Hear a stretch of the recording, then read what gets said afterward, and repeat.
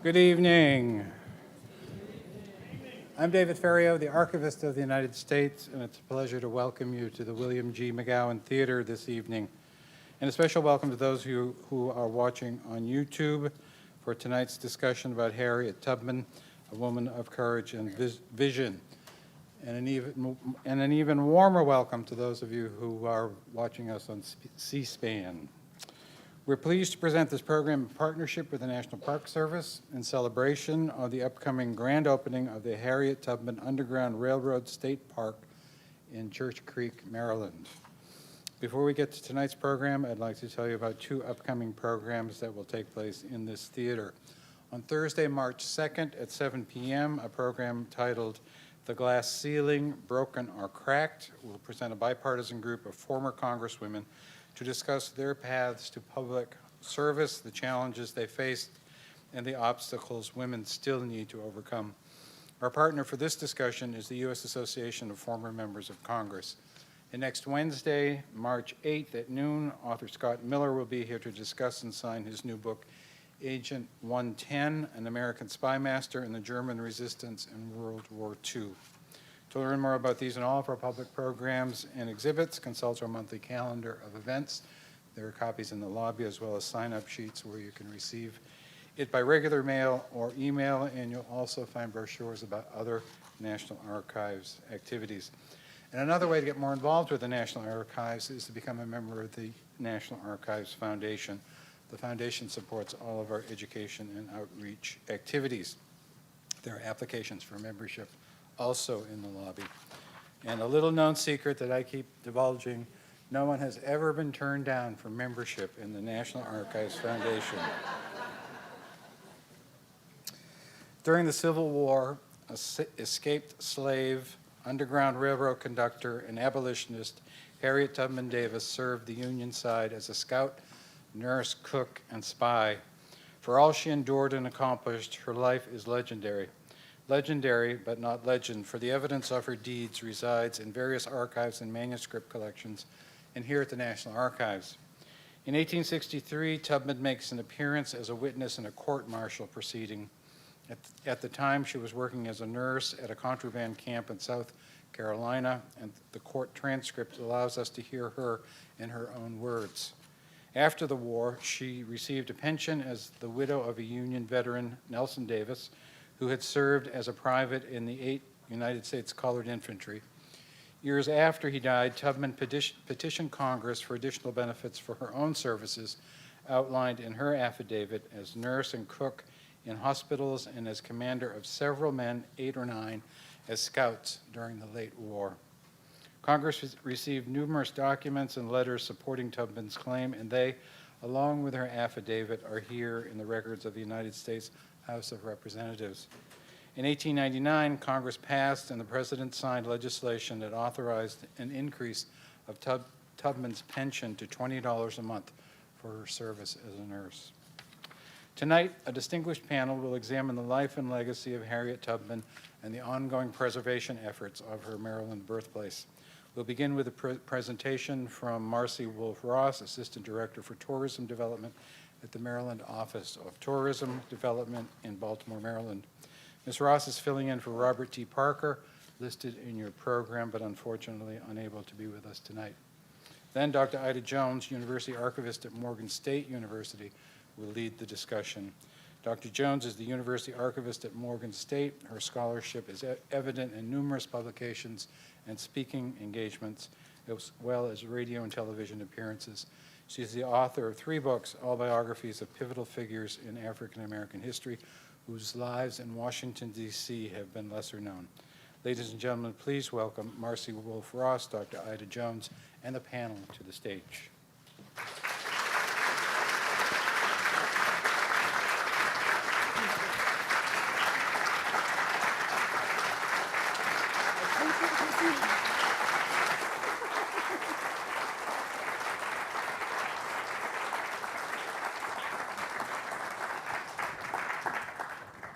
Good evening.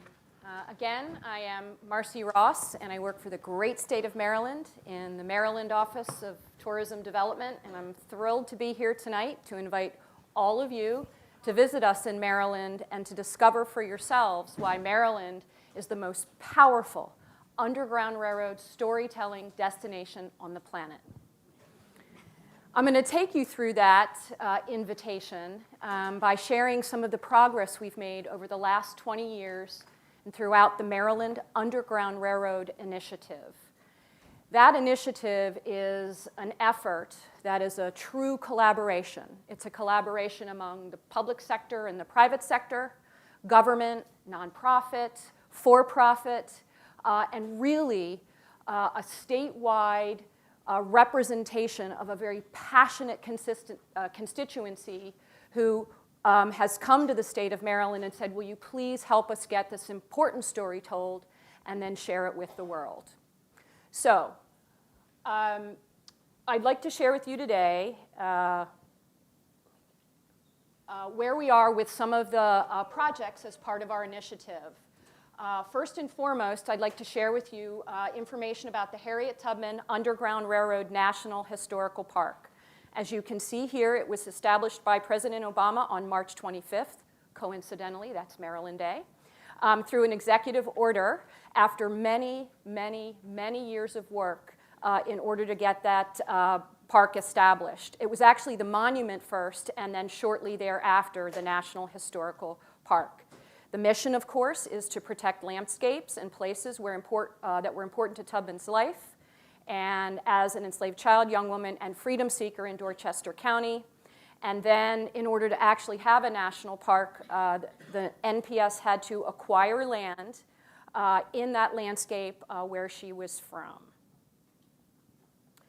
This map here just gives you some information about the boundaries of the National Historical Park. This entire landscape was determined by the National Park Service to be one of the most well-preserved and authentic agrarian landscapes in the country. And as you drive through there and you visit, you will see that not much has changed since Harriet's time. As I mentioned earlier, none of this would have been possible had it not been for wonderful partnerships, collaboration, and certainly passion, whether it's the image you see here on the left, which is the Harriet Tubman Museum and home to the Harriet Tubman Organization, which has really been the flag bearer for getting Tubman and Underground Railroad stories told on the Eastern Shore for many, many years, to some of the other attractions like the Bucktown Village Store, the Dorchester County Visitor Center, which welcomes people from all over the world, and others. So first, there was this designation as a monument. There's actually no statue or monument per se. It was really a mechanism to help us get National Park Service support to help get this important story told. We are in the process of putting the final touches on a brand new Underground Railroad Visitor Center, which is a cooperative endeavor between the Maryland Park Service and the National Park Service. Also, what has come to Maryland with that legislation that established the national park is Maryland is now home to the National Underground Railroad Network to Freedom program. The Network to Freedom program is a wonderful opportunity for anybody who would care to get involved in Underground Railroad research and help share those stories through designations of sites, programs, and facilities. It just so happens that right now, Maryland has more Network to Freedom program members than any other state in the nation.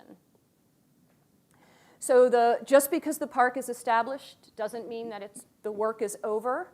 Beyond getting it established, they're working on what's known as a foundation document, as a planning document to move the park forward and engage the community. They're also looking at the natural resources and the cultural landscape in the area with the goal of eventually acquiring more properties related to Tubman. And they're going to take a look at a visitor study so they can make sure that the information we're providing is good for visitors. I'm going to just skip over these next two slides because a colleague of mine is going to go ahead and touch base on those in a minute. But what you see here is you see an image of what the visitor center looks like from the southwestern side. Those buildings have a shape and a purpose, and you're going to hear a little bit more about that when Chris, our architect, comes up and speaks about the design of the park. This is another view looking from the south to the north and into the front door and plaza of the visitor center. Just a back view, it's multi-level, it's about 15,000 square feet, and what you see in the picture of the beams are beams that have been reused from barns that have been taken down. So that helped get the center structure its LEED certification. The park site itself, which is 17.44 acres, has an outdoor pavilion for gatherings of up to like 150. There's a fireplace out there and lots of picnic tables. To give you a taste of the interior, I'm going to run this fly-through, as we call it. There's no sound, so you have to put up with me walking you or flying you through this video. So this rendering would be as if you are walking in the front door and the lobby.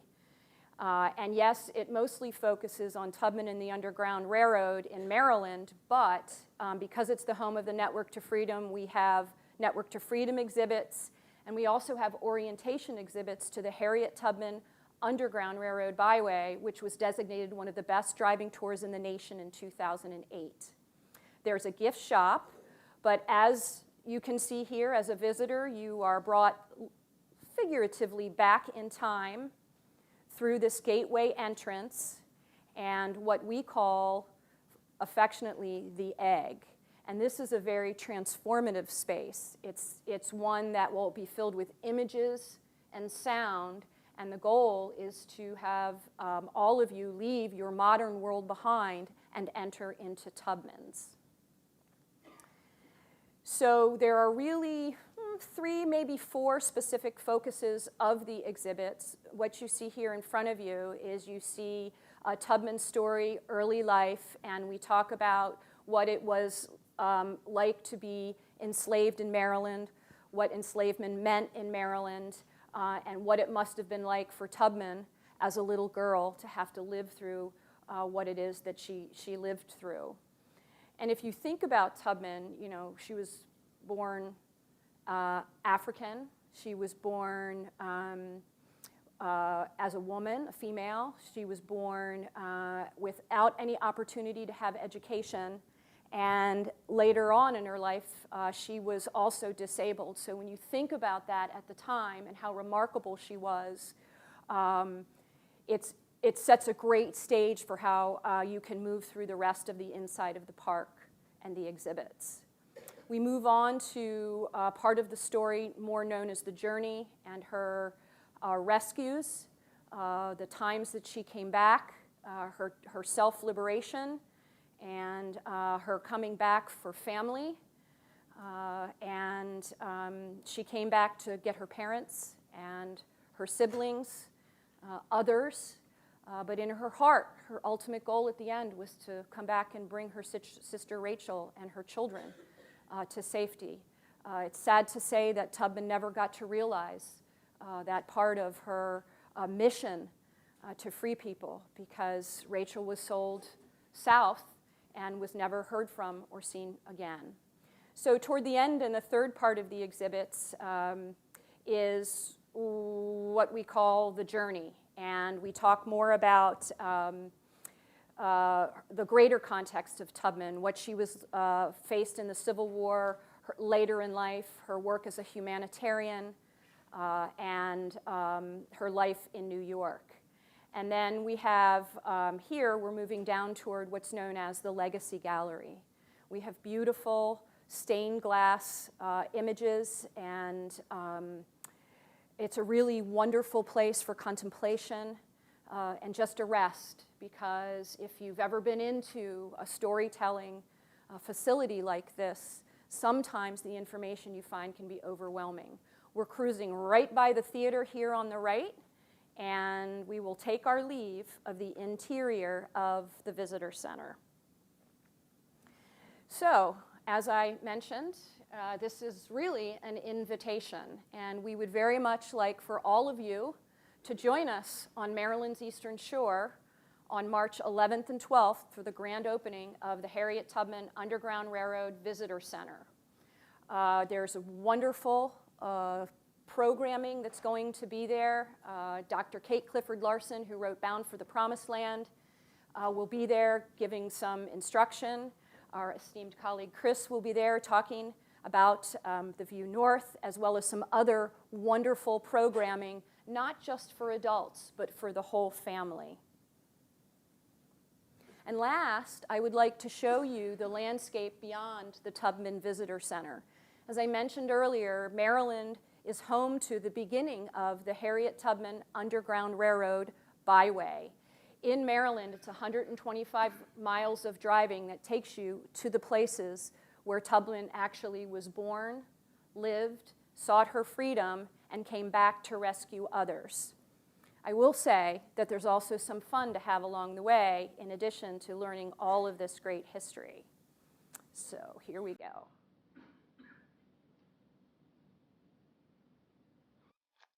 And there should be some audio running.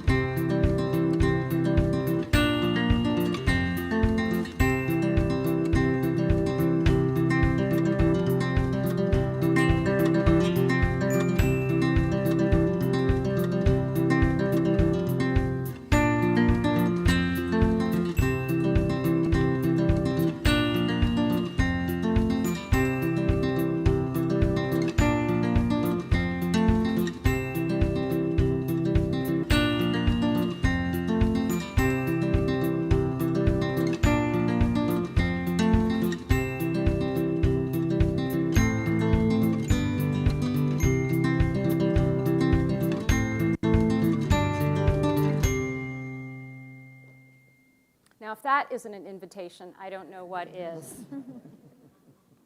So thank you very much for allowing me to share your evening, and I promise you, if you travel to Maryland, it will be transformative. Thank you very much.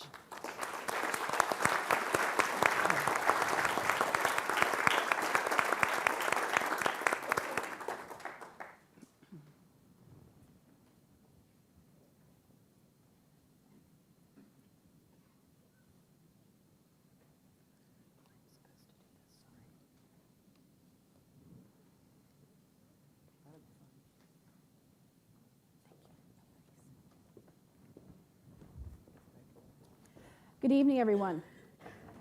Thank you, Honorable David Fierro, the Archivist of the United States, for your warm introduction and the welcome to your house. I love this space at the McGowan. It's a very warm and intimate theater, yet with a respectable sense of plush seats. I want to also thank Tom Nastic, our logistics guy, behind and on deck on everything. And I'd like to welcome you to the audience for coming out tonight in the midst of the rain, which has some level of symbolism, as libation and catharsis for our discussion on Harriet Tubman, a woman of courage and vision. And we had family, faith, and community also in our other edition we done in Maryland. Nevertheless, I'm here to be your moderator and to introduce our panel. We have a very distinguished panel that I would like to introduce to you, and then I would like to just give you some talking points that we're going to be discussing, and hopefully you have some conversation to join with us in the middle. From the far left, your left, is Marcy Ross Wolf. Did I get that right this time, Marcy? That's all good. Marcy Wolf Ross. She serves as the Assistant Director of the Tourism Development at the Maryland Office of Tourism Development. She leads the program responsible for the management of the state's customer contact centers, the development of new regional and statewide travel products, and the County Cooperative Grants Program, which annually provides matching grants, those in Maryland, listen, matching grants, to the state's 23 counties in Baltimore City and Ocean City. She represents the MOTD on the Capital Region U.S. Board of Directors, the Maryland Heritage Area Authority, and numerous other tourism-related entities. She assisted in identifying sites capable of receiving $15 million in grants awarded to help develop multiple historic tourist destinations throughout the state of Maryland, including, as you heard, the Harriet Tubman Underground Railroad bypass. For her work in the field of heritage tourism, she's been honored by a number of organizations, including the Maryland Association of Destination Marketing Organizations, the White House Conference on Cooperative Conservation, and the African American Tourism Council of Maryland. It was under her leadership that Maryland was the first in the nation to produce the statewide National Underground Railroad Network to Freedom Guide. To her left is Dr. Cheryl LaRoche. She is an archaeologist and assistant research professor in the Department of Anthropology at the University of Maryland, College Park. She has researched and mapped African American history and Underground Railroad sites for the past 17 years. Her work has led to the call for a new field of study, African American critical geography. She served as the lead author and the cultural landscape consultant for the 2009 Harriet Tubman Special Resource Study, Environmental Assessment. She also consulted for the Byway Project and participated in the Tubman National Monument Scholars Roundtable. Dr. LaRoche served as the project historian for the Cultural Expressions exhibition for the Smithsonian's new Museum on African American History and Culture. The Society of Historical Archaeology awarded Dr. LaRoche the John L. Cotter Award for her exemplary work in bringing a multiple disciplinary approach to the study of African American archaeology. Her first book, Free Communities and the Underground Railroad, A Geography of Resistance, shameless plug, I just got my copy. I encourage all of you to get yours to follow her work, and we celebrate her. To her left is Chris Elcock. He served as the project manager for the Harriet Tubman Underground Railroad Visitor Center. He is a senior associate with the GWWO Incorporated Architects, a nationally recognized Baltimore-based firm specializing in the design of visitor and interpretive centers. Chris was responsible for coordinating all aspects of the project concept design and construction for a team, in addition to architects, engineers, landscape architects, marketing consultants, videographers, and exhibit designers. So it's tantalizing on all fronts. Dedicated to this project since 2008, Chris's immense passion for this project, one that is sure to be a standout of his career, helped to drive the new Harriet Tubman Underground Railroad Visitor Center. And when you hear him talk about it, you will really be enveloped by what his concept was, to the successful completion. Within 20 years of experience, he currently leads a team of 12 architects on projects that focus on interpretation, education, and the performing arts. And the GWWO Architects Incorporated are nationally recognized specialists in designing cultural and educational facilities within historically, culturally, or environmentally sensitive contexts. Since their founding, the Baltimore-based firm has been involved in the design of over 50 visitor centers, museums, and interpretive facilities, among which are the George Washington Mount Vernon Ford Orientation Center, and in Baltimore, once again, the Fort McHenry National Monument and Historic Shrine Visitor Education Center. To his left is the illustrious colleague and friend of mine, the Elizabeth Clark Lewis. Dr. Elizabeth Clark Lewis is an award-winning historian of the United States and the founding director of the Public History Program at Howard University. She has taught courses on African American women, women in the United States, African American history, history of the District of Columbia, and the history of African Americans in Pennsylvania. As the director of the Public History Program, she has offered courses in museums and archives, oral history, historic preservation, and a seminar in field studies. In conjunction, she has taught students about genealogical research and family genealogy and courses on related themes. She has published books and articles on various subjects, among which is First Freed, Emancipation in the District of Columbia, and her award-winning book, Living In, Living Out, African American Domestics in Washington, D.C. If I had it, I would hold it up, but you can definitely look for that, and I'll repeat it. Living In, Living Out, great book on domestic workers. She has written over a dozen articles on women, race, household workers, and related subjects, which have appeared in a number of professional journals. She served as the project director and producer of a PBS documentary, which was an outgrowth of Living In, called Freedom Bags. It's an award-winning film, won the Oscar Micheaux Award, and she has been supported by numerous research grants from the National Park Service, the National Endowment for the Arts, and the DC Humanities Council. So before I start with my panelists, I have another book I have to share as a fellow archivist and educator, and this is by Milton Surnett. It's called Harriet Tubman, Myth, Memory, and History. It's a very good synopsis for those of us who are academics or lay academics or just simply interested in knowing how do you write history. Historians need archives. Here at the National Archives are voluminous records on the Civil War. I know we worked on the Civil War Soldiers and Sailors program, and they have jackets on that. But you really have to delve into the original resource, the primary sources that we all know, History 101. For persons such as Harriet Tubman and her contemporaries, they were not allowed to leave written resources. They were not allowed to learn to read. So we don't call them illiterate. We call them unliterate or non-literate people because they were not given the capacity to exercise that potential. So when we look at someone like that, how do they document themselves? How do they explain themselves? We have to use other sources and other means with which to do so. And in this, Surnett goes through the academic challenge on trying to capture that story, and Dr. LaRoche has done an excellent job of being able to reconvene and re-meet with those things that we're very much pleased to see now that we can use the ecology, the landscape, along with the physical structures and the visual history to recreate the world in which Harriet Tubman lived.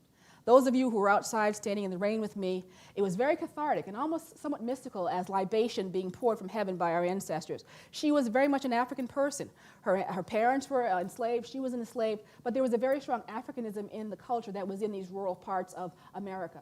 So it's not foreign to her to understand herself in terms of using constellations and stars, to use visions and dreams, to use spiritual entities with which to help guide her north.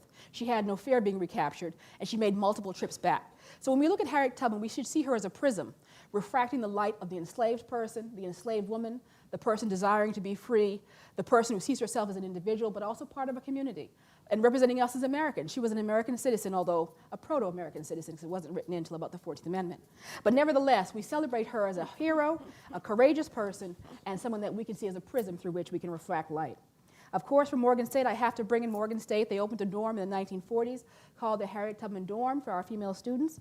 And on commemoration of that dorm, a student spoke, and she wrote, "Morgan State College is therefore happy to thus honor her, and the women are proud to reside in a building made sacred by the name of this heroic character, whose example should be an inspiration, not only to the women of the school and the state of Maryland, but to all women seeking to live fully and to render service worthy of their day and generation." So that's who she means to me, and I'm going to ask our panelists to discuss in about 3 to 5 minutes how they touch Harriet Tubman and how they would want you to join them in exploring her life. So thank you. We'll get ready for questions and answers once we're finished. Thank you.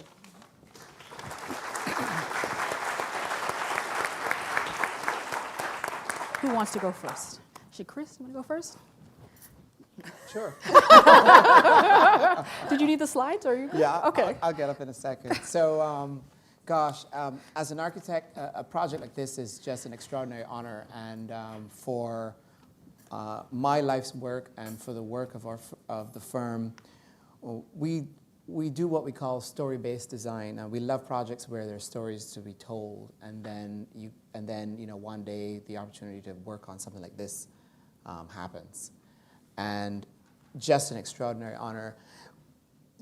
The design for a project like this is something where we don't start with a pen, we start with our ears. And for us, when the state first advertised that they were looking for the architects to submit qualifications to do this project, we came down and to see the site, and it was really interesting. It was just this 17 acres of an abandoned farmland and protected woodlands to the north. We knew that to the north of the site was property that was owned by the Fisheries and Wildlife, but just south of that, for 17 acres, just flat nothing.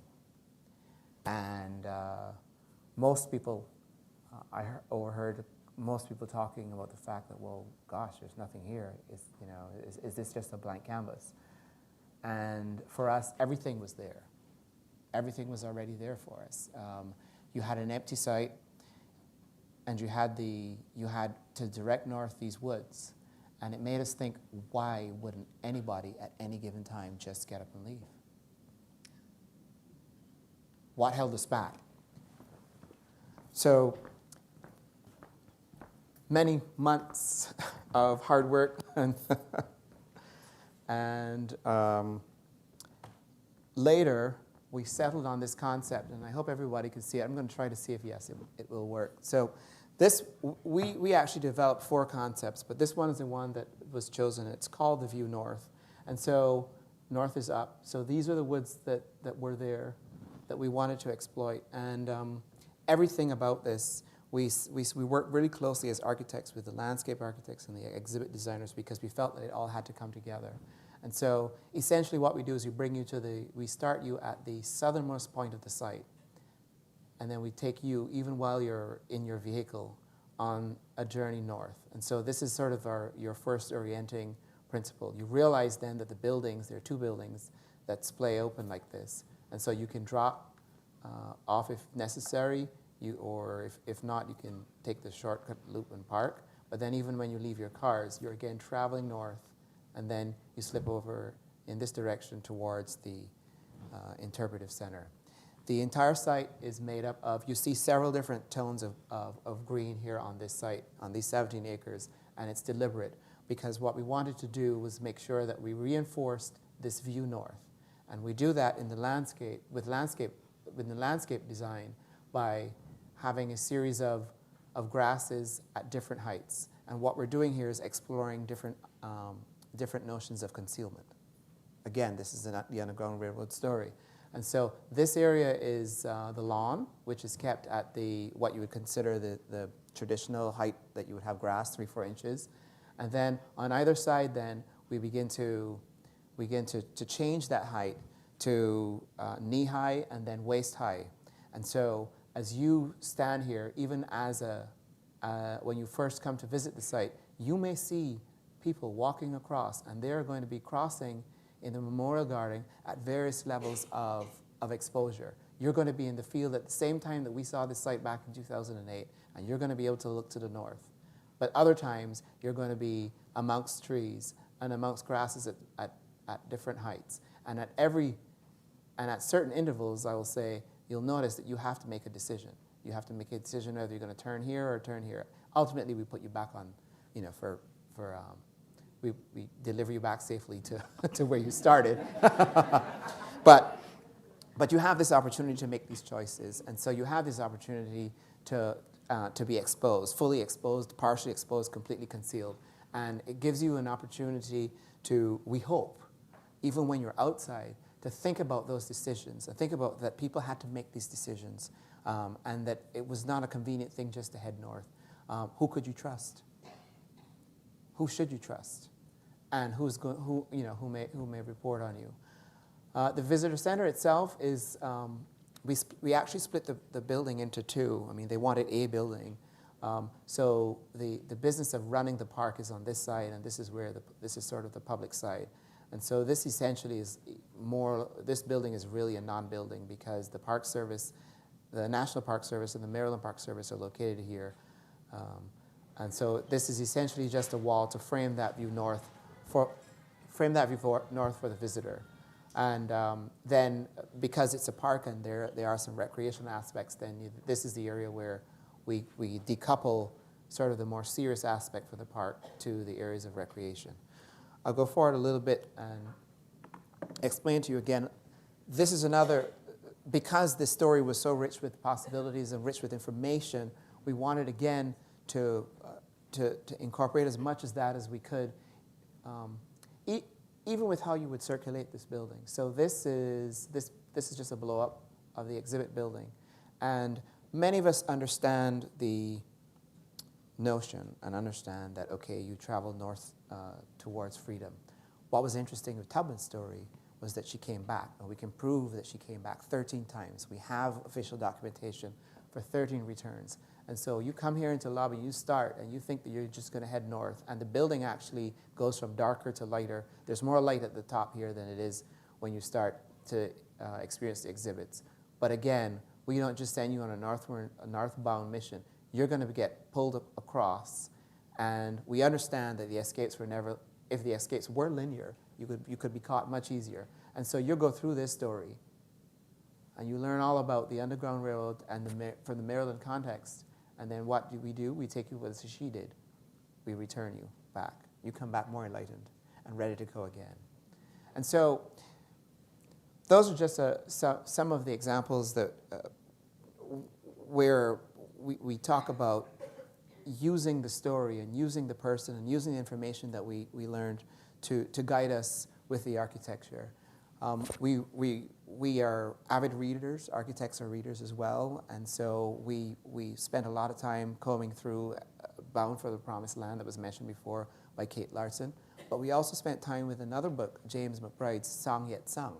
That was fictional, but he came to the Eastern Shore. He came for a day, changed his plans, and spent 4 more days on the byways, and then produced this book. And it's a fictional story of this Tubman-like character who had these premonitions. And so the landscape is just so incredibly transportive that we were able to hopefully take all of that inspiration and embed it within the project. I think I'll stop there and give everybody else a chance to talk. Anyone else want to Carol? Anyone else? Anyone else? Anyone? Okay. Anyone? Okay. Thank you all for coming out this evening and this wet, soggy day. We really appreciate you being here. I'm going to talk to you about something a little different. I would expect that most of you already know the facts of Tubman's life. And so I'm not going to spend a lot of time talking about the trips or talking about what she did. I want to talk to you and weave 3 different threads together. I've been living with Harriet Tubman for such a long time that I've been thinking about her in more abstract ways, and that's what I want to say to you tonight. I want you to understand a different way of thinking about this woman and thinking about her history. And I want us to think about what she means for the modern era. You know, my students are always like, look, professor, how can I use it? Why are you telling me this? I mean, history has to be useful. That's the way our students think about it. And I want to leave you with a useful history of Harriet Tubman. Why is she relevant right now? I'm going to also put her life in the larger context of Black history. Why is it important to talk about her in the context as we wrap up Black History Month? I'm going to talk about that a little bit as well. So what does she mean for the modern era? Why should we care besides calling her a hero? What does that actually mean? We know that Tubman's life exemplified moral courage, that the things that she did took something beyond what ordinary people have. Most of us may have thought about doing heroic things, but maybe we falter. Not only did she have moral courage, but that is dependent on having fine moral character. These are things that we do not usually apply when we're talking about people held in slavery. Sometimes I'll give a talk and people will look at me and say, you're talking about slaves, right? Yes. I'm talking about human beings who had many of the same kinds of qualities that we look to for people who are exhibiting much greater capacity. And yet Tubman is there doing things that are unbelievable in my mind.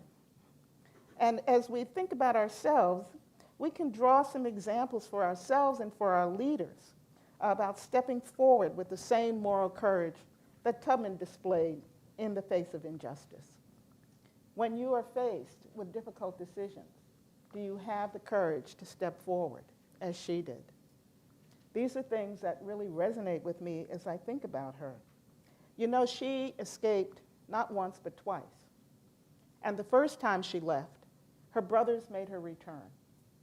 They lost their courage. We know that courage is fleeting.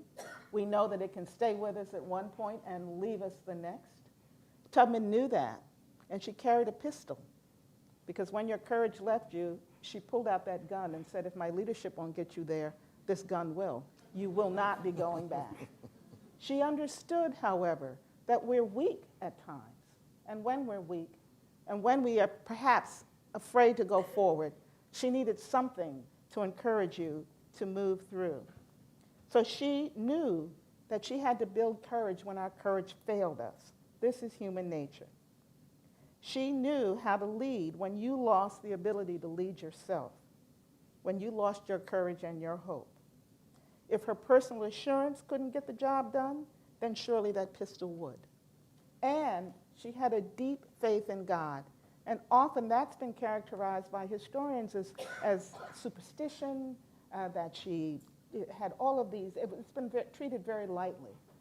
Harriet Tubman had a personal relationship with God, and anybody who reads her narrative and understands her story knows that she was in direct dialogue with the Creator. And much of what she was able to do was because of her unshakable faith that God had put her here to do something important, and she followed through. She often said that she told God she didn't want to do these things, and God came back time and again and said, no, Harriet, I want you. And so she also followed that mandate and fulfilled. The other piece of her life is around leadership. She is not a person that's going to, if you go to Central Casting to look for leadership, she's not showing up. She's a woman, she's a black woman in the 19th century. That should rule her out for any form of leadership, considering the history of African Americans in this country. She's barely 5 feet tall. She's unable to read or write.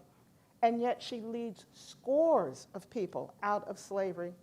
No one ever catches her. People with far greater resources, far more money, far more opportunity to track her down, never caught her. So you have to have a lot of respect, at least I do, for this woman. On her very first trip, imagine this. She's escaped twice, once when her brothers made her come back, and then the second time successfully. Can you imagine that the very next trip, she takes her niece, her husband, a 6-year-old, and an infant out of slavery? And I always say, I don't know about you, but anybody who's ever traveled for more than 15 minutes with a 6-year-old, you know that this has got to be some incredible feat that this woman has done. I think about that all the time. How can you escape with these 6-year-olds and these people? This is on-the-job training for Harriet Tubman.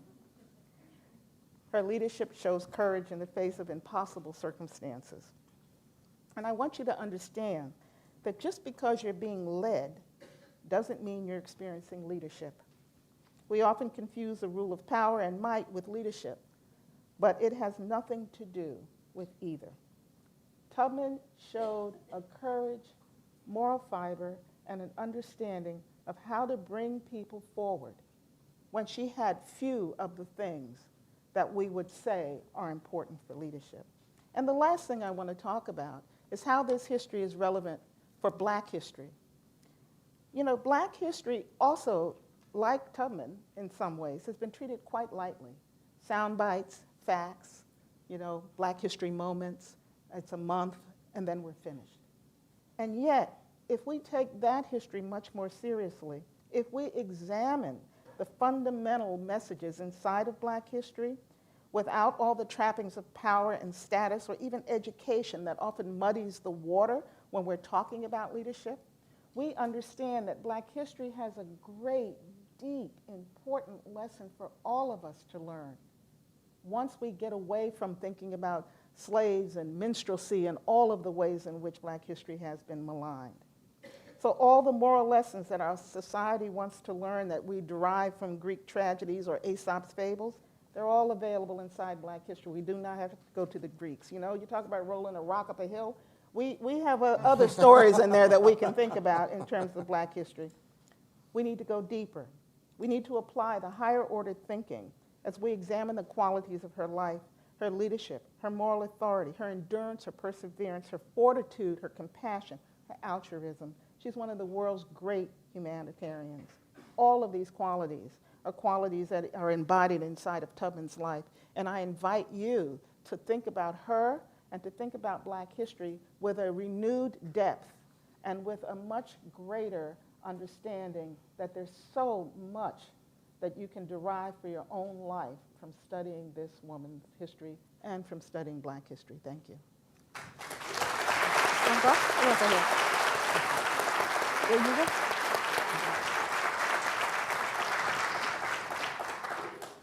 This building is so important for me and a number of others because a number of years ago, I won't say how many, I was very young and we were doing what was considered impossible, African American family history. And because of this building, I was able to chronicle an enslaved little girl who came at age 8, just after the American Revolution. I was able to document her 3 sons, the oldest of which was Peyton, who would have 3 wives and 33 children in total. It was so important that these records were here and that these records literally helped me reframe my own family history and would lead to the creation of the African American Historical and Genealogical Society. As one of its founders, we looked to people like Tubman in the wider world issues, but we also were grounded in our own family stories. Tubman, like the women in my family, 3 generations of which were enslaved, and again, these records here help me document their lives. Tubman was a woman who was direct and serious and has been a national symbol for African American women. People like me grew up hearing about her, passing it on to, I had a lovely goddaughter, Monica Blackston Totten, that I remember her always reading stories like this, down to my own daughter and granddaughter. But Harriet Tubman, like a fellow Marylander, Frederick Douglass, is regarded as a far-reaching leader of enormous and enduring influence. Her long life allowed her to transcend simply being a personality. Her life was one of empowerment, and it has inspired African Americans and others to learn from the world over, what was it like for this woman and others from that day to this? There's subtle analyses about everything that Harriet Tubman touched during her years in Maryland in particular. The National Park Service loves to talk about period of significance. So keeping it in that period of significance, we can understand that Harriet Tubman's story requires a masterful blend of scholarship and public history. Public history being the program that I direct at Howard University, we're comfortable as scholars reading books, but it's important for us to get out and take the history to the wider audience. One of my PhD graduates.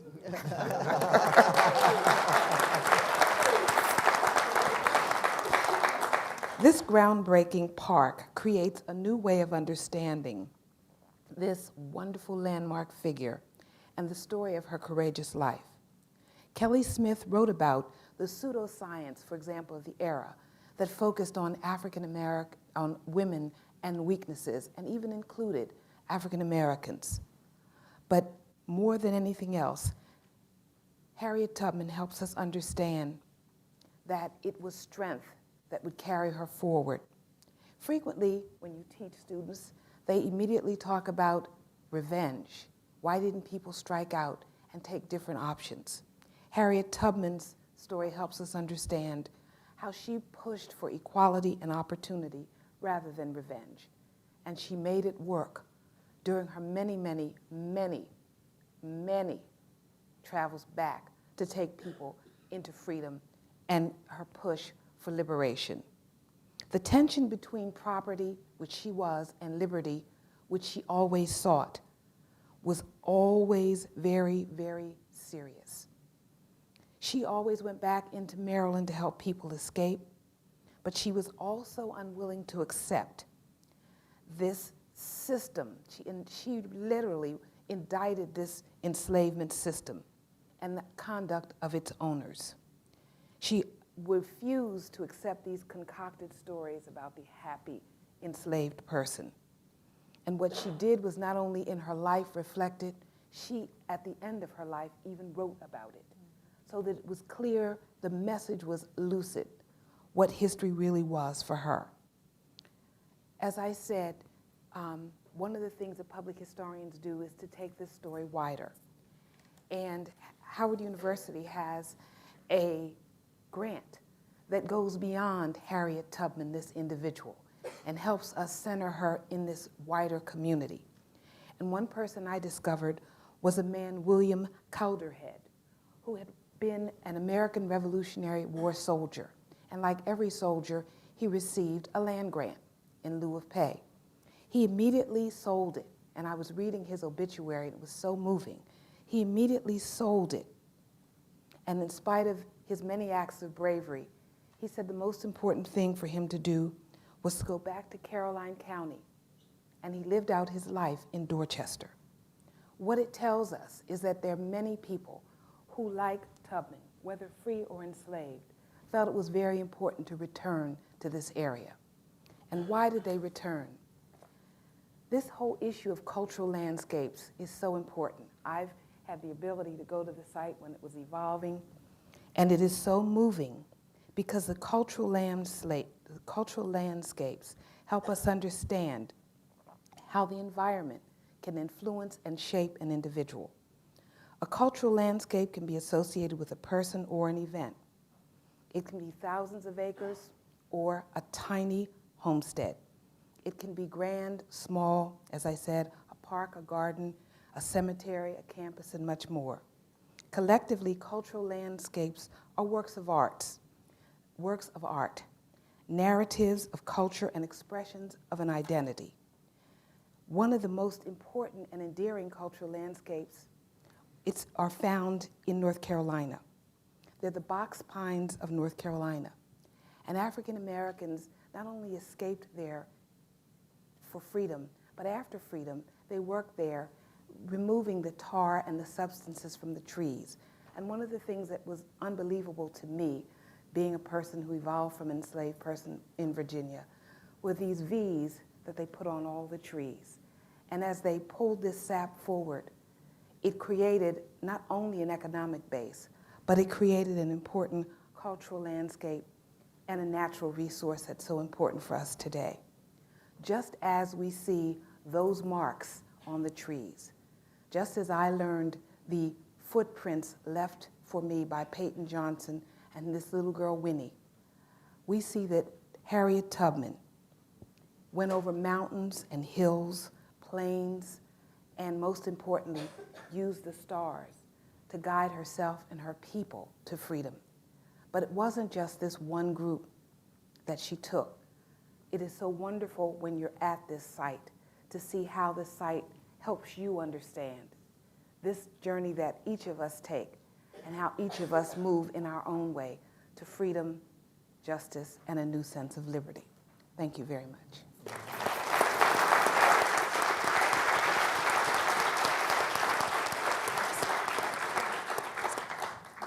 I'd like to ask my co-panelist, Marcy, if you can kind of explain to us how is the area in Dorchester County preparing for us in terms of the national and regional visitorship that will be coming and trafficking through.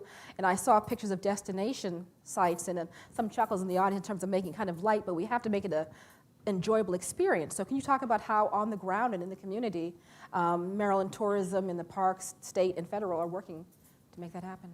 Sure. And just to step back in time a little bit, July of this year, the city of Cambridge, which is really the gateway city to Tubman's homeland and her birthplace, burned. It was a city filled with hate, and it was a city filled with sadness, and it was a very much part of a divided community.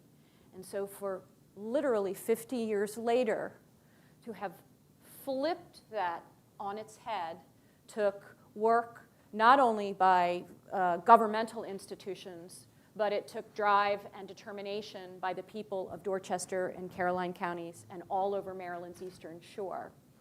So it's a large responsibility to host visitors, visitors that are from close by, from far away, and from across oceans. So we've prepared by some obvious things. We have this wonderful visitor center that's going to open. We have the driving tour, which takes people beyond those walls and puts them in that storytelling landscape in a way that isn't done in many other places. And what I think is the most remarkable of how we've prepared is that we have done some workforce development training. We have run tour guide training programs. We had a class of 25. We worked with our partner institution, the University of Maryland, Eastern Shore. And we had a professor there help write the curriculum.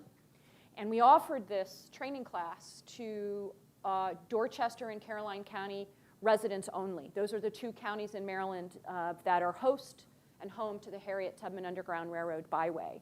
We felt it was very important to give the people of Maryland's Eastern Shore the first opportunity to take this type of training because we really wanted to empower them to take the story to the next level. And if they chose to become step-on guides or museum docents or independent storytellers, that they had the opportunity to do that.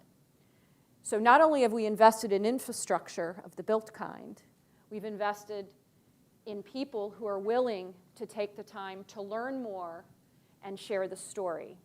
As we get close to the opening of the visitor center, we've taken the training to the next level. We've actually just launched what we're calling a certified business host program. And any business that will be affected by people coming in to learn more about Tubman, we're asking them to do a few simple things.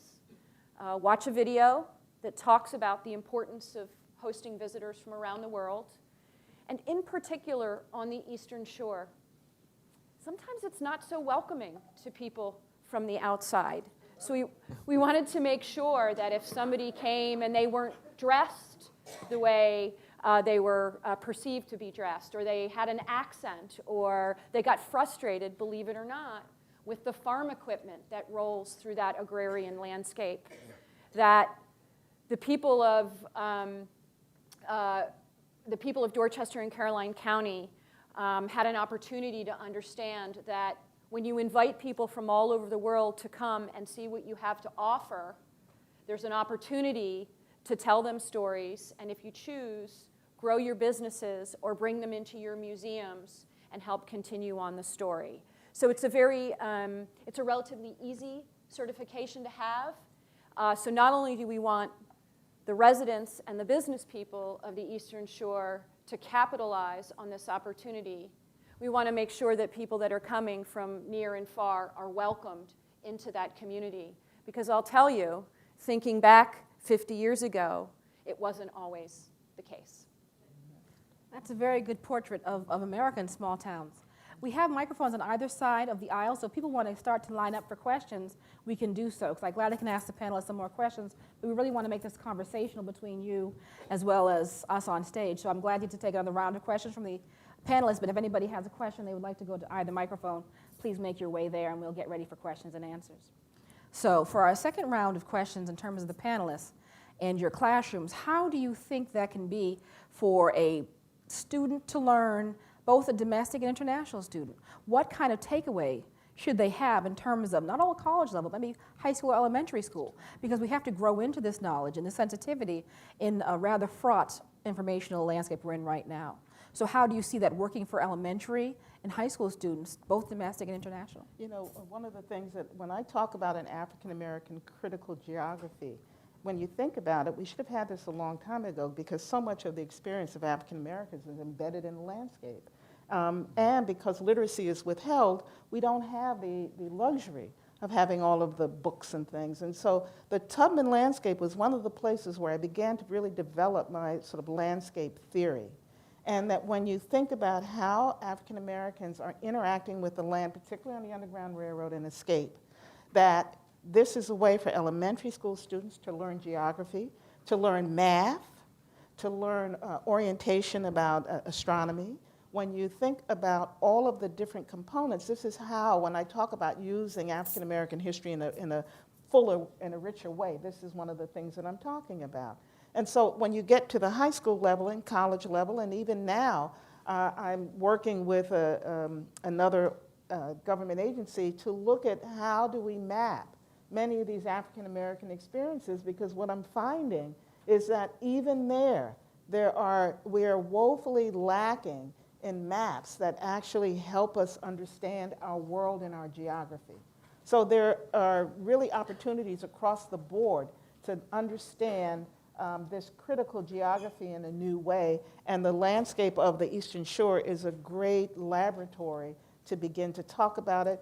When you look at Tubman's escapes, you know that Siebert, if you know who Siebert is, he mapped the Underground Railroad. He doesn't accurately map much of the African American involvement in the Underground Railroad, and what we find is that map makers do not necessarily think about some of these episodes to use for cartographic information. So we have a lot to learn. I'd like to say that traveling with, it was last summer, my grandchildren, Amari and Amira, ages 10 and 7, they were captivated by the fact that there was this inseparable connection, these inseparable ties between the people and the land on the Eastern Shore. And I think, just as I said, with the African Americans who in North Carolina were in fact marking these trees, it makes us think, and it made me think, what are the ways we can find the markings that were left by Harriet Tubman on her cultural landscape? What is this vital fluid that just as it flowed through the trees and they were getting it for a sap, what is this vital fluid that we feel it's palpable when you're on the Eastern Shore? Yeah. Not just adults, children feel it. So I think that there's a vitality and an energy that's so important. And as they help me understand, humans are always transforming the landscape. They're always transforming their environment, whether it's building new houses, people, or even, as my granddaughter was always reminding us, the rainforest issue. But I think that when we understand how this collection of landforms so powerfully resonates from people who visit there, it is just a very moving experience.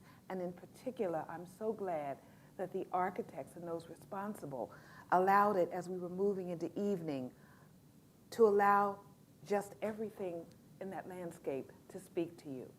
And they were understanding and looking at the stars and seeing how all of this, it's a way of studying the environment and appreciating the environment in a park setting. And they've done such a masterful job. And it's wonderful. I hope everyone will take the time to visit it. Thank you. Sir, I saw you first. Good evening, everybody. I want to thank the panelists. This is great information so far. And I'm just curious we've talked about critical geography, and we've talked about trees and land. I'm wondering about water. And so the role of maybe rivers, streams, those kinds of aspects of the landscape and what role they play in the Underground Railroad, one, and then for Harriet Tubman as well. I'm sorry, sir. Can you just mention your name since we're going to be on C-SPAN? I'm sorry. My name is Reggie Chappell. I'm with the National Park Service. I'm the chief of the Office of Partnerships and Philanthropy nationally. Thank you. You want to take that, Cheryl? Sure. I'll defer to you. I can start, and I'm sure Marcy, you all probably have something to say, because, I mean, Dorchester, and we're talking about the Eastern Shore. We're talking about the Chesapeake Bay. We're talking about the Choptank. We're talking about rivers.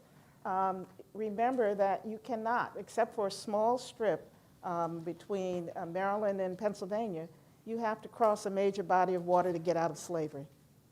Whether it's the Ohio, whatever, there's going to be a river. For Tubman, because she worked on the waterways for so much of her life, she had an intimate relationship with water. She understood it. It's much faster, trust me, to travel by water than on foot. And so a lot of these trips that she's taking, the waterway is involved. I've been on the waterway tour with our great friend John Crichton, who is passed now. And I've been on the Combahee River tour in South Carolina. Tubman had a very deep and important understanding with the water. And so there's a book called Blackjacks. And in that, he spends a lot of time talking about the relationship to water. And I'm sure my fellow panelists, they have even more to say. There's so much to say on that topic. It's a subject unto itself. Sure is. And when you look at that video, the travel video, you see how much the water plays into the travel experience along the Chesapeake and up the rivers.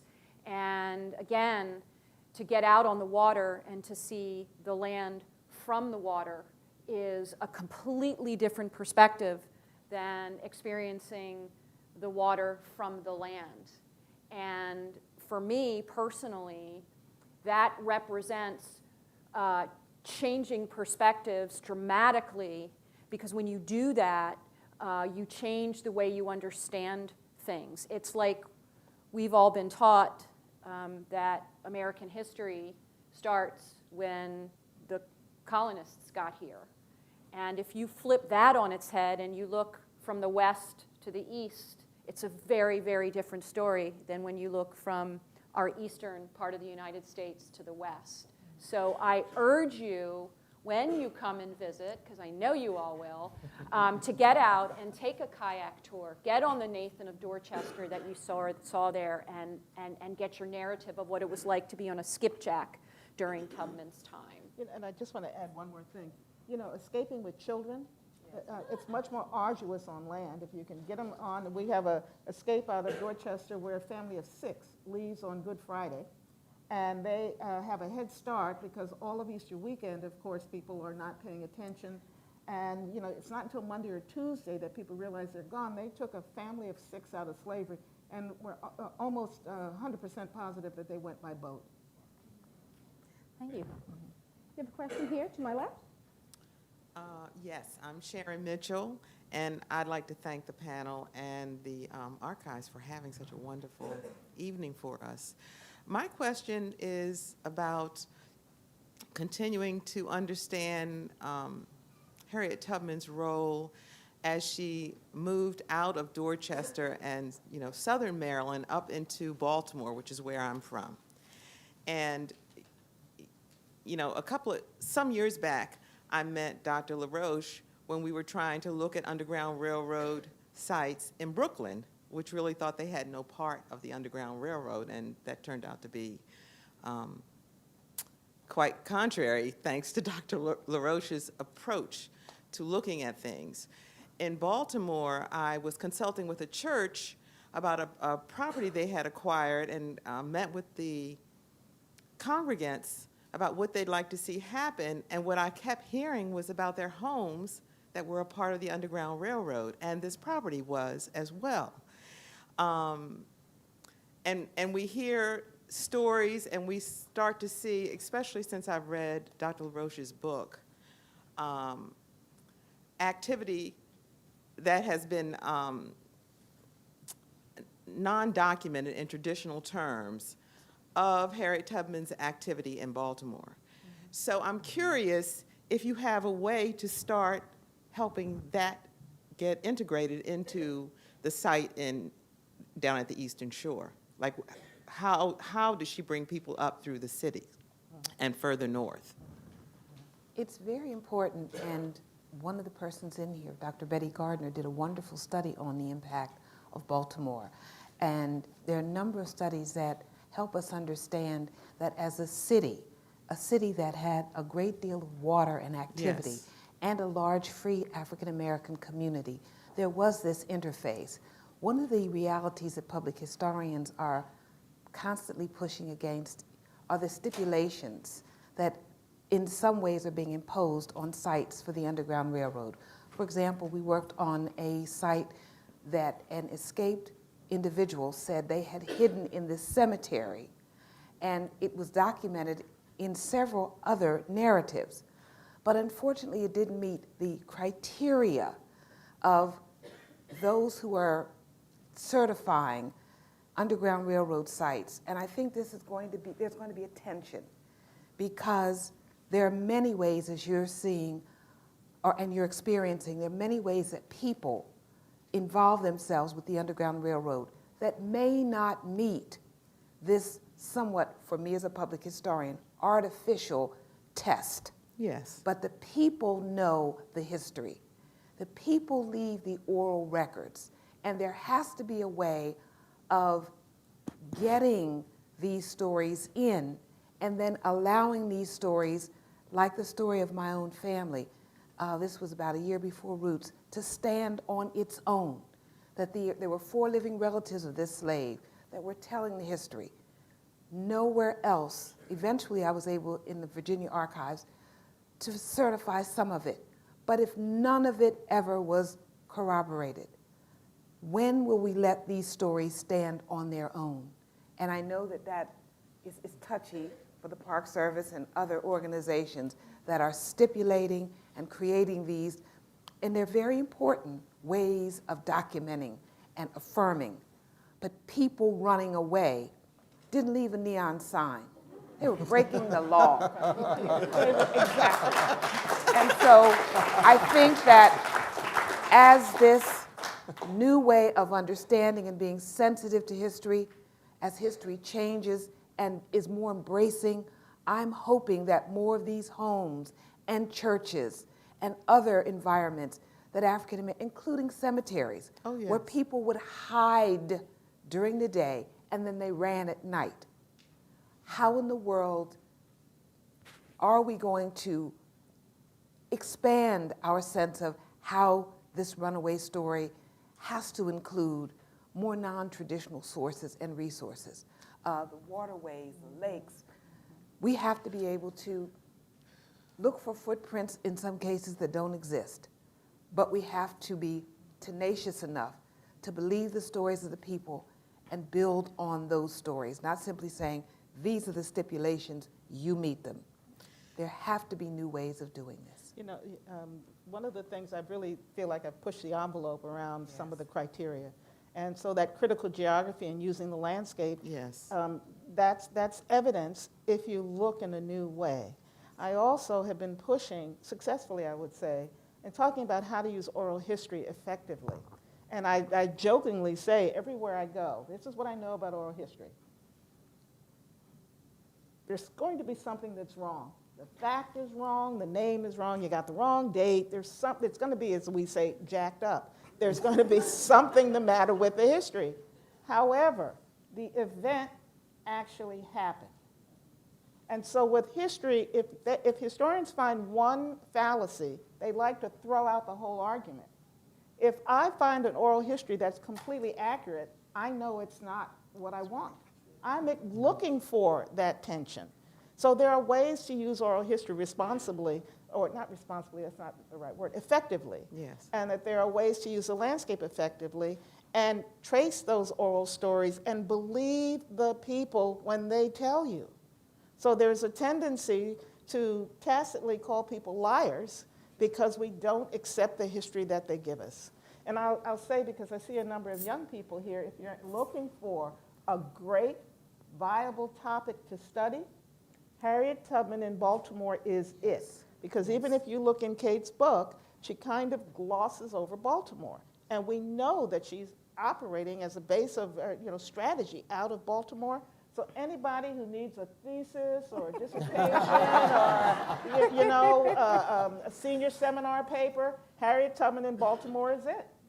And to add to that, with the churches in particular, if you look at who the congregation is composed of, the business owners and other things like that have these overlapping connections with fraternal orders. So you actually have a human bridge of organizational connection and genealogy, and even with Morgan, too, in the Methodist Church, that you have these overlapping, so you can make these contacts, even though they're very, thin threads. Yes. They still kind of lay these human bridges that we can kind of build that. And we know that Douglas was in Baltimore, and that a lot of African Americans basically hid amongst the free population. And then, of course, would use the boats to go north. So we have documentary evidence on that. It's just finding these human bridges or these thin threads to build across. I'd like to work with you on that, so we can definitely talk, but I think that's And I'd like to add one point. There are a number of scholars, particularly who I had oral history under Okan Uya, who had studied at Wisconsin and under the world's best historians. And Dr. Uya always said, people will write a lie, in many cases quicker than they'll tell a lie. Every written document is not correct either. That's right. So I asked people to give oral history as much respect as the written document and work to corroborate. But don't necessarily say they just don't know what they're talking about, because there's a lot of evidence, important evidence, that gets missed because people want, again, those sure stipulations and the, in a sense, easy way of researching. But I invite people, as you're doing, talk to people, go into communities, and understand those vital resources wherever they are. And new ways, obituaries.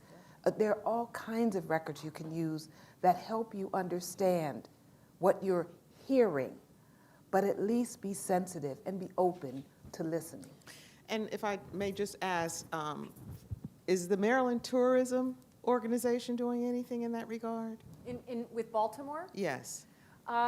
Well, we have in the past, and we are going to really reinvigorate efforts all across the state, because I introduced our initiative as the Maryland Underground Railroad Initiative, because we have this opportunity to get stories told statewide. So we're going to head back out into the communities and reinvigorate our effort to get more stories told, because the more stories there are, the more stories there are to share. And I think that that's really important, because that's really what inspires people to travel.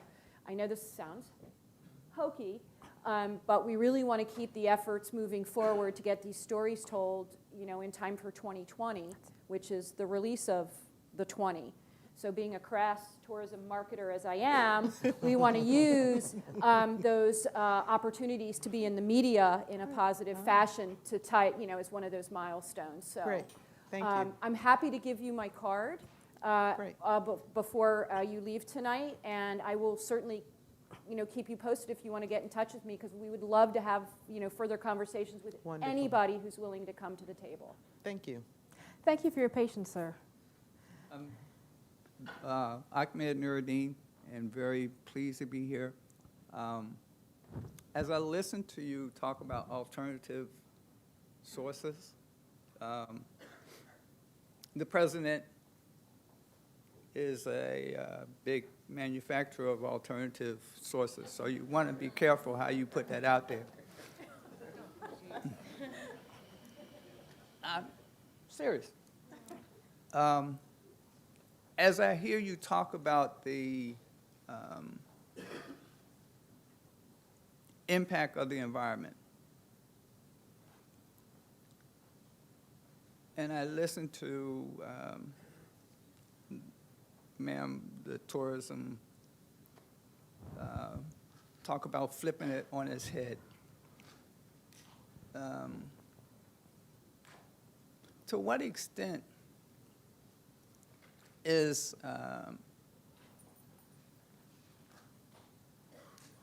the experience of African Americans in slavery been kind of flipped on its head by the kind of environments that we keep people in?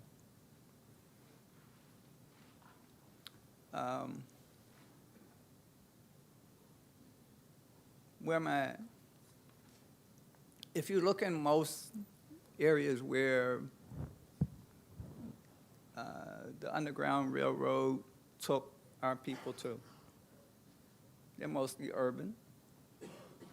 They're mostly still kind of ghetto.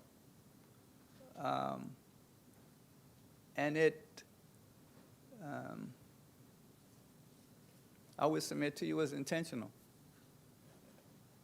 Do you see the connection, if you will, to the need for a new Underground Railroad?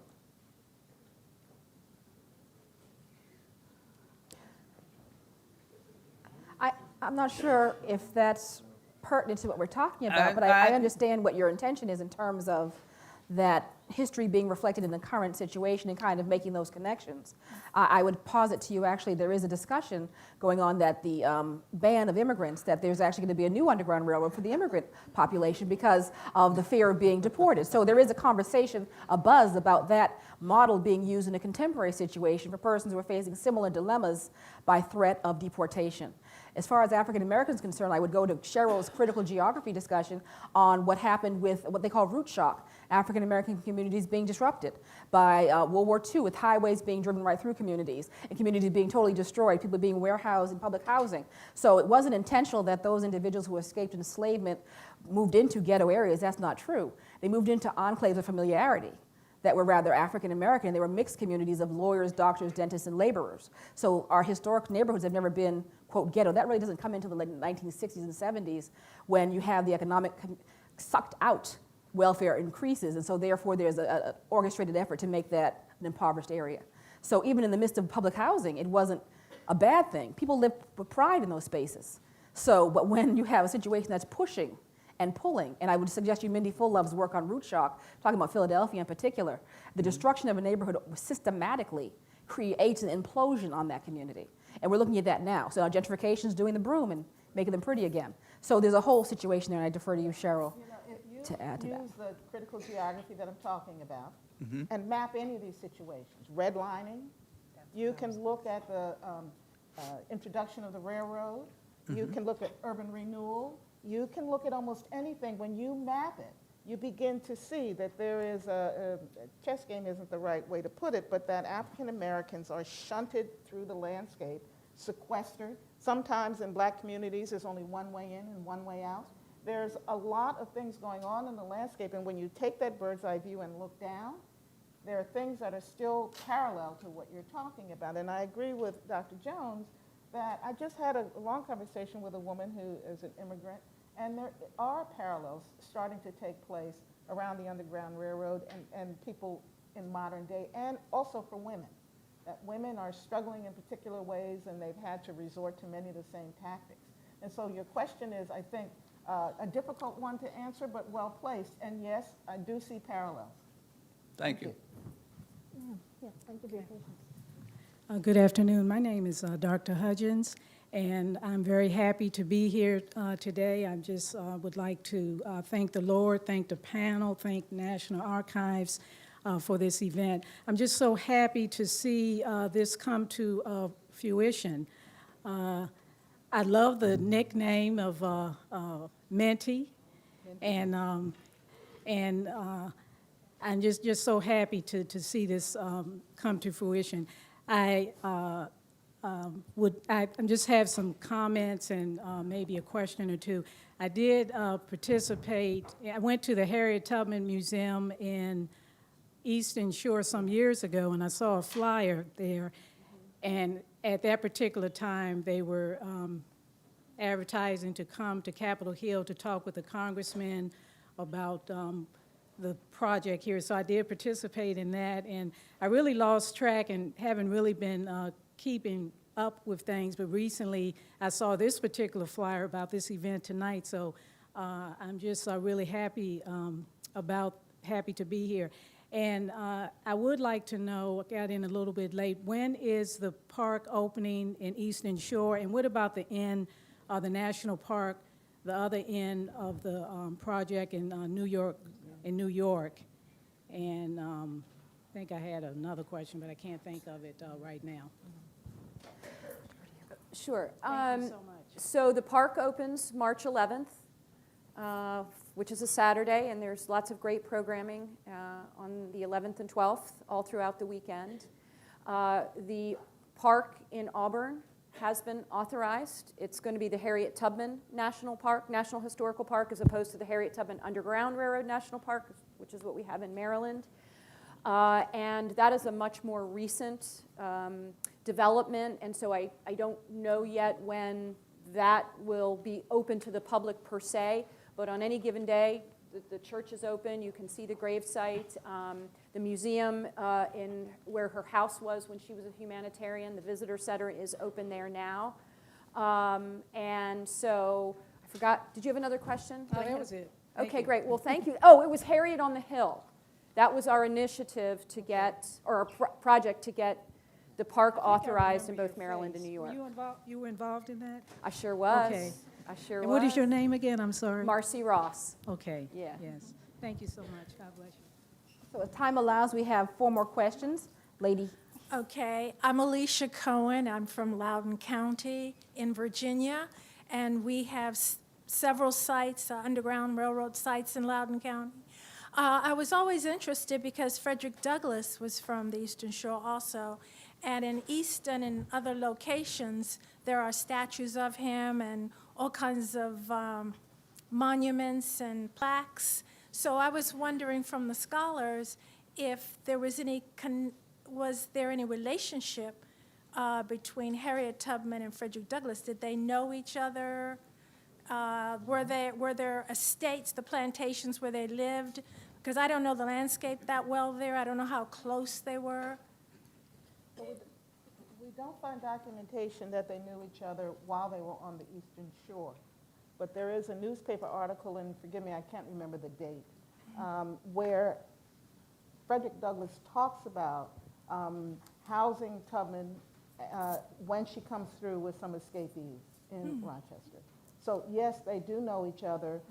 There is this relationship, and she is relying on him to help her move her cargo, is one of those words, her passengers through the Underground Railroad. So yes, they do know one another. But it's not a relationship that is terribly public during the time. You see it in the newspaper articles. Okay. I'd invite you to remember that Samuel Cornish, who founded the oldest African-American newspaper, was a missionary on the Eastern Shore for a time. So several newspapers have information about this Eastern Shore during this period of significance.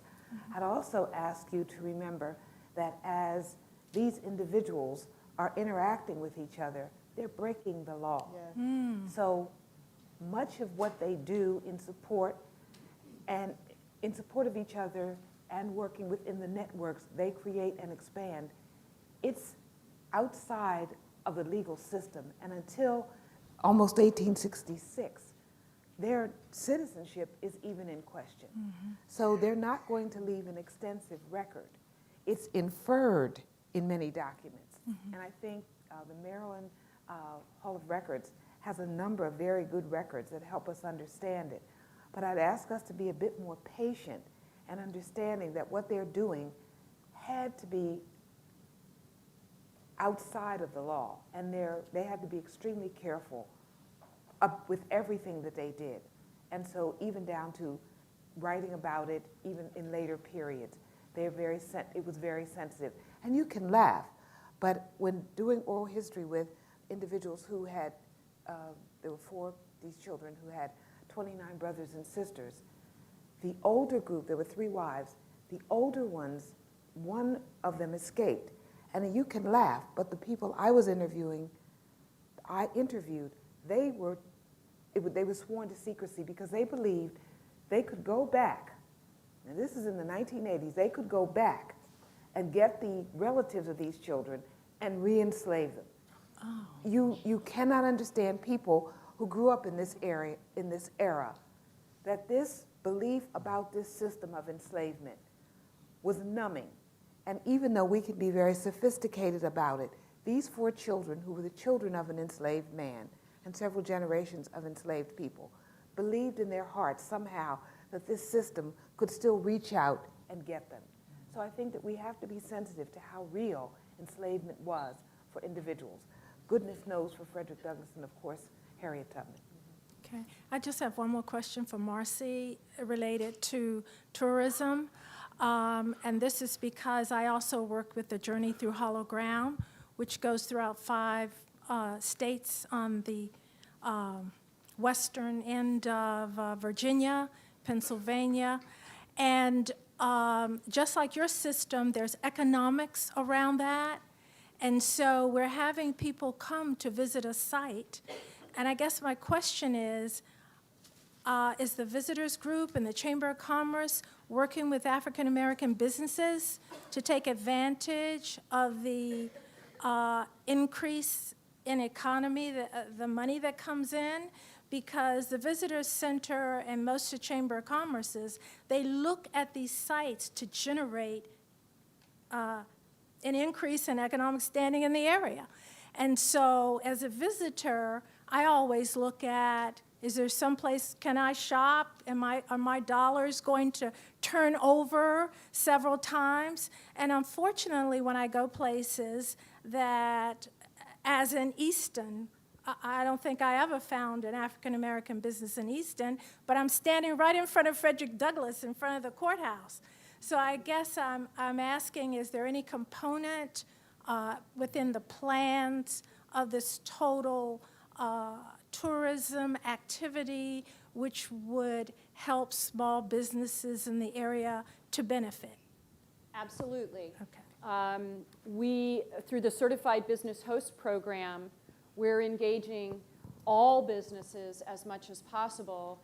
And in fact, there's leadership in the city of Cambridge in particular from the African American community to help the state, which can sometimes be mistrusted as government, actually have entree into those communities and into those businesses, because sometimes the mistrust can outweigh the desire to advance or move on. So yes, we're working with African American businesses, we're working with all businesses, and in particular on the Midshore in Maryland, there is a private sector small business development center that has done extensive outreach under the auspices of the Opportunity to Grow Tourism Businesses to help amplify what it is that we're doing.